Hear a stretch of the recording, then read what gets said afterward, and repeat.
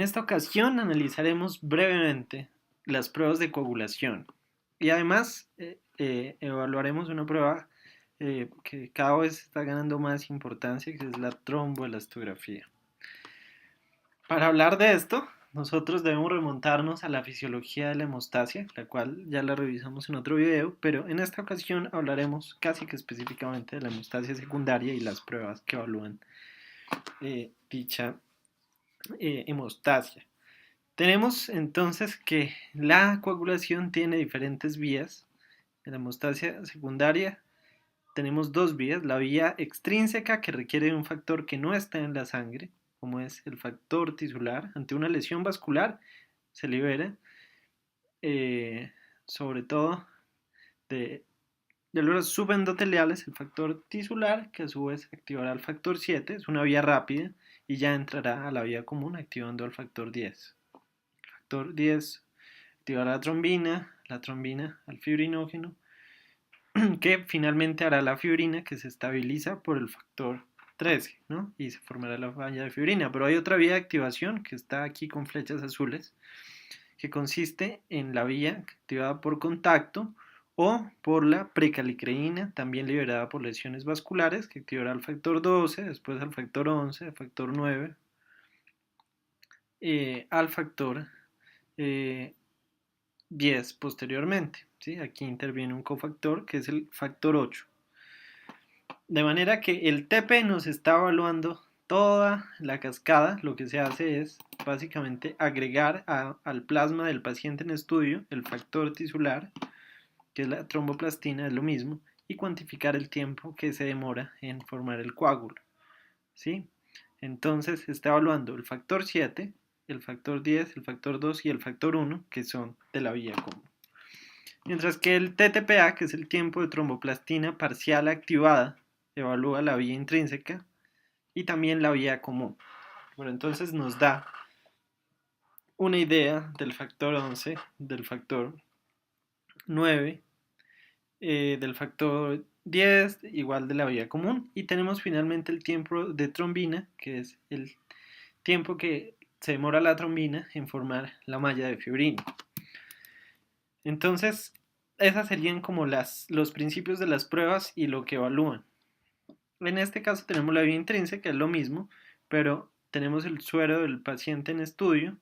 Añadimos caulín, que es un activador de la vía intrínseca, tiene alta cantidad de cargas negativas, y cuantificamos el tiempo que se demora en formar el coágulo.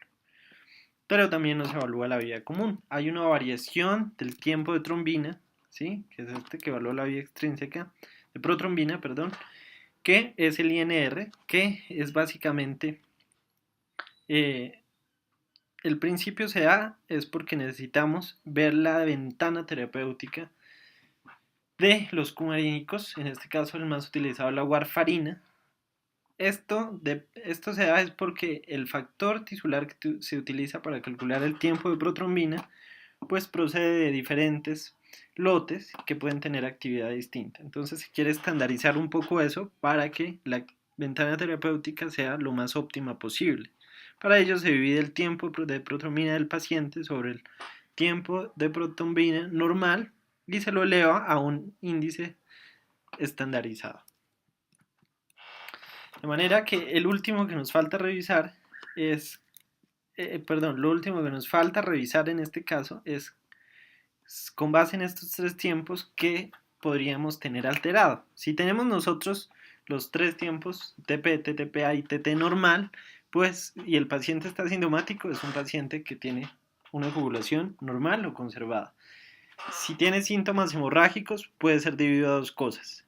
El único factor de la coagulación que se escapa de todas estas pruebas es el factor 8, ¿sí? El factor 8, y ya serían los factores plaquetarios, es decir, el problema no estaría ya en la hemostasia secundaria, sino en la primaria. Tenemos que evaluar las plaquetas, el factor de von Willebrand que se produce en el endotelio. Si está alterado solo el TP, es decir, el tiempo de protrombina que evalúa la vía extrínseca, pues lo más común es que sea al inicio del tratamiento con anticoagulantes orales o también problemas menos frecuentes del factor 7, o un déficit moderado de factores de la vía común y de la vía extrínseca, pues que sería el factor 7. Si tenemos aislado solo el TTPA aumentado, pues hay muchas causas. Para eso veremos que hay una forma de corregirlo añadiendo el suero de un paciente normal, ¿sí? Y veremos a continuación un algoritmo, pero entre las otras causas que tenemos está que puede ser que se haya contaminado la muestra con heparina del mismo tubo, o que esté en tratamiento con heparina, o que tenga anticoagulante lúpico, que es un nombre paradójico, porque realmente es en general protrombótico, o por alteraciones de la vía intrínseca propiamente dichas, alteraciones del factor 9, del factor 11, del factor 12, de la precalicreína. Si tenemos ambos aumentados, pues ya nos orientamos más a un problema de la vía común o a un déficit de la vitamina K. Ya sabemos que los factores 2, 7, 9 y 10 son dependientes de la vitamina K, una hepatopatía, unos anticoagulantes orales, y ya si definitivamente están todos aumentados, hay una hepatopatía severa, hay coagulación intravascular diseminada como en sepsis, en la cual hay una alteración a nivel global de todos los factores porque se consumen por daño endotelial. La fisiopatología de la sepsis, hay un daño endotelial diseminado, o por una disfiuronogenemia. Aquí están los tiempos, aunque esto varía con los laboratorios. Más o menos uno debe tener plaquetas entre 150.000 y 450.000 por mililitro. Aquí hay otras pruebas que no revisamos, que no requieren anticoagulación, como el tiempo de sangrado, que se hace una incisión pequeña en el lóbulo de la oreja y se mira cuál es el tiempo de sangrado. Aquí están los valores de referencia, pero de los que nosotros vimos, por ejemplo, el tiempo de protomina debe ser de 10 a 14 segundos, el INR de 0.8 a 1.2, el TTPA de 25 a 45, el TT de 9 a 35, y el fibrinógeno debe estar en una proporción de 200 a 400 miligramos por decilitro. El dímero D proviene de la degradación del fibrinógeno, debe ser menor a 500 en todo caso, mayor a 500, pues nos hace sospechar en patologías protrombóticas como el TEP. Este algoritmo es clave porque nos hace un enfoque de cuáles pueden ser las alteraciones, como lo habíamos visto ya en el otro cuadro, pero de una forma más práctica. Si está el TTPA elevado, ¿sí? Pues, y no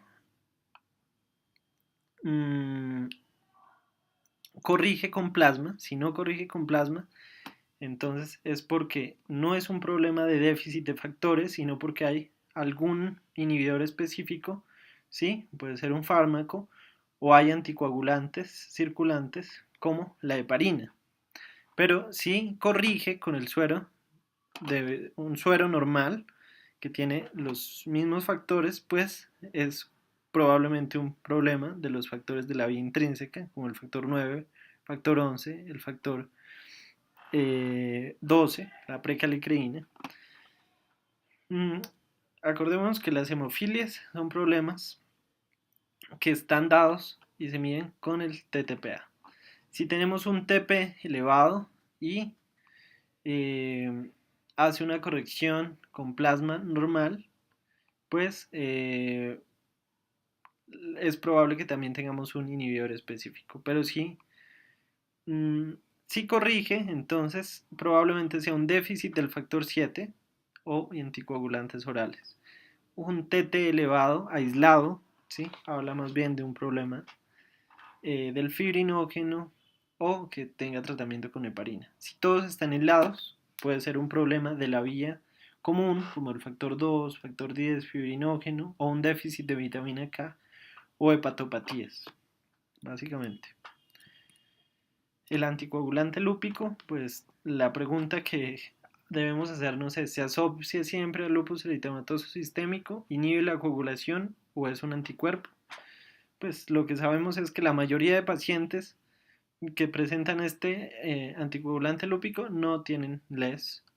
Y más que anticoagular, está relacionado con procesos de hipercoagulabilidad, trombosis, de manera que eh, es un distractor en estas pruebas de sangrado porque es más una molécula asociada a trastornos de hipercoagulabilidad. Finalmente, esta prueba es una prueba muy interesante, que es el trombolastograma, que lo que permite es evaluar la coagulación in vivo. ¿Sí? Analiza propiedades viscoelásticas de la sangre, se ponen 0.36 centímetros de sangre en esta copita, esa copita oscila y tiene unos detectores especiales que cuantifican cómo es la coagulación de manera viscoelástica a través del tiempo. Al final te genera una gráfica, que es esta, en la cual la amplitud hace alusión al poder del trombo, a la fuerza del coágulo, pero se han puesto diversos factores. Y el eje analiza el tiempo también. Tenemos un tiempo de reacción, que se denomina la letra R, que hace alusión a la primera formación de un coágulo significativo. El tiempo K se nos extiende un poquito y lo que nos evalúa es que se forme un coágulo que ya sea, que tenga cierta firmeza. El ángulo desde la formación hasta que alcanza casi la máxima amplitud del coágulo nos indica la velocidad de formación de este coágulo, no puede cuantificar ese ángulo. Nosotros también podemos medir la amplitud máxima de la fuerza del coágulo, que nos indica que hay un coágulo un poco más fuerte, y el tiempo que se ha denominado porcentaje de lisis 30 a los 30 minutos es el porcentaje de lisis que ocurre a los 30 minutos de ese coágulo. Y podemos tener diferentes gráficos. Este gráfico A es un gráfico de un paciente normal, primero una línea pequeña en la que no hay coágulos, empieza a formar el coágulo y logra una amplitud que representa la fuerza que se mantiene a lo largo del tiempo. Esto representa, el gráfico B representa una tromboelastografía prolongada, probablemente porque hay anticoagulación o deficiencia de factores, está muy alargado, pero al final se forman. El otro caso sería una amplitud máxima disminuida. Cuando hay trastornos de la amplitud disminuida, hablamos de problemas plaquetarios, como trombocitopenia o bloqueos de la función plaquetaria. Cuando se forma una amplitud considerable pero decrece muy rápidamente, hablamos de trastornos de fibrinólisis. Cuando la amplitud es muy grande, hablamos de hipercoagulabilidad. Cuando tenemos un estadio como el de me fue el nombre, una coagulación intravascular diseminada, tendremos una amplitud muy baja mantenida a lo largo del tiempo porque hay un consumo excesivo de los factores de coagulación. De manera que este es el tema. Espero que lo revisen con calma, es un tema muy importante y que puedan revisar la bibliografía.